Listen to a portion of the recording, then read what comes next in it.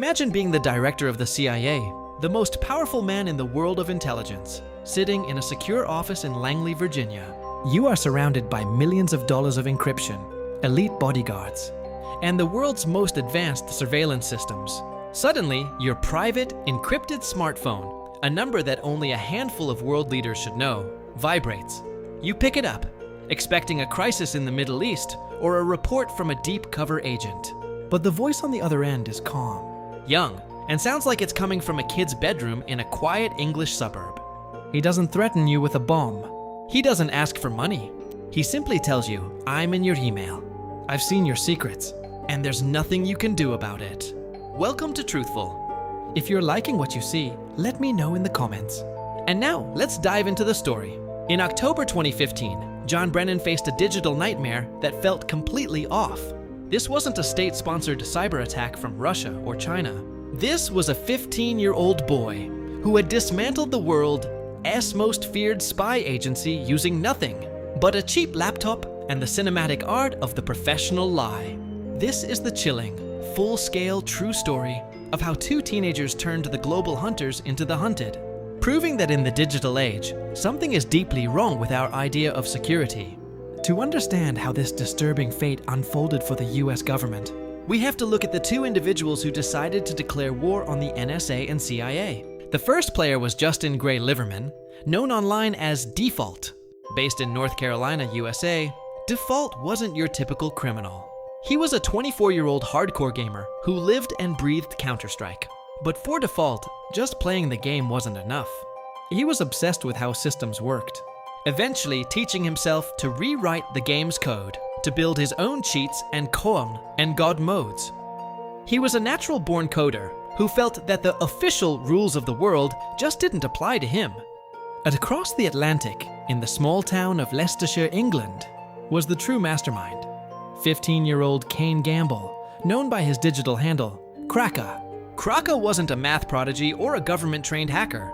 He was a self-taught high schooler who spent his nights on underground forums, learning a skill far more dangerous than coding, social engineering.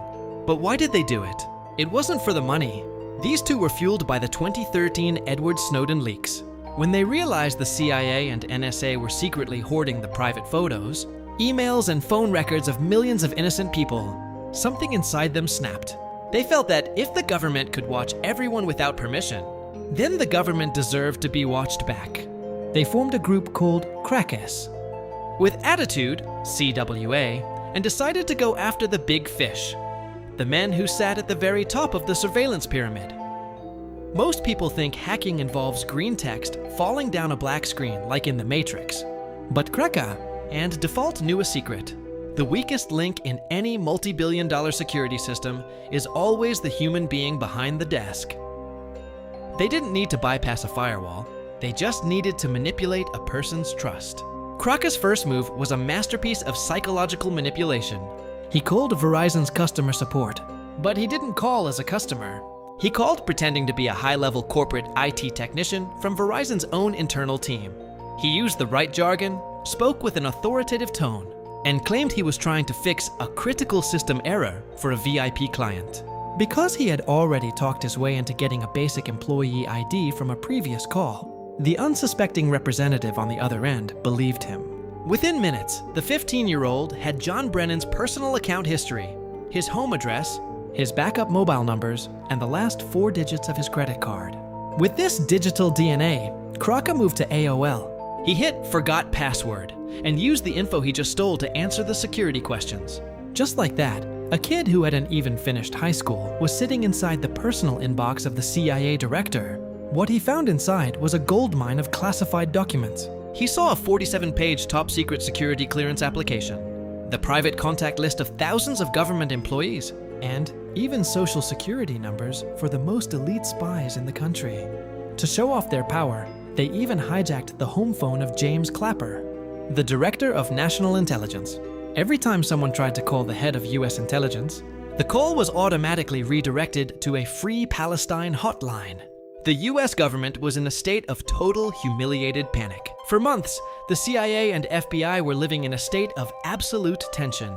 They were being mocked on Twitter by teenagers who were leaking their most sensitive documents. The agency, which is so paranoid that they don't even put logos on their Starbucks cups in Langley to keep their agents' identities secret, was now naked on the internet. An international task force was formed between the FBI and the British Metropolitan Police, but they were chasing ghosts. There was no malware to track, no server to raid, just voice calls and psychological tricks. But every high-stakes game has a finishing line, and for the Crackas, it came through the oldest mistake in history: pride. Default, feeling invincible after bodying the CIA made the ultimate rookie error. During a night of heavy drinking and hanging out with friends in North Carolina, he couldn't keep the secret any longer. He wanted the world, or at least his friends, to know that he was the legend behind the headlines. He bragged about the hack, thinking his friends were loyal. He was wrong. That single whisper traveled through the shadows, eventually reaching the ears of an informant. The FBI didn't move immediately. They watched him. They used their own shadow tactics to monitor his communications until they had enough to link him directly to Cracker in England. In a coordinated cinematic international raid, the FBI smashed through default AS door in Virginia, while British police simultaneously raided Kane Gamble X house in Leicestershire. The master hackers were finally in handcuffs. The world was stunned to find out that the group that had paralyzed the CIA was just a teenager in a hoodie and a gamer from the suburbs. In court, Kane Gamble's lawyer argued that he was just a kid who was obsessed with the internet. But the judge called his actions cynical and chilling. Because of his age, Kane, Crocker, was sentenced to 2 years in a youth detention center. Justin Liverman, default, was sentenced to 5 years in federal prison for his role in the conspiracy. But the story doesn't end in a jail cell. In a strange, almost cinematic twist of fate, both men are now free. And instead of being outcasts, they have become highly sought-after professional cybersecurity consultants. They now work with the very types of organizations they once dismantled, showing them exactly how easy it is to break a perfect system. The legacy of the Crackas with Attitude remains a haunting reminder for the halls of Langley. It proves that in the 21st century, you don't need an army to start a war. All you need is a laptop, a phone, and the courage to lie to the right person at the right time. It just goes to show, dude, the biggest threat to global security is not a foreign power. It's the kid sitting next to you on the bus with a smartphone and a plan. If this story sent a chill down your spine, or if you think these kids were modern-day heroes, or just reckless criminals, let me know in the comments. I want to hear your side of the story. And if you want to dive deeper into the mysteries that the world tries to hide, make sure to hit that subscribe button and turn on the notifications. You don't want to miss what's coming next on Truthful.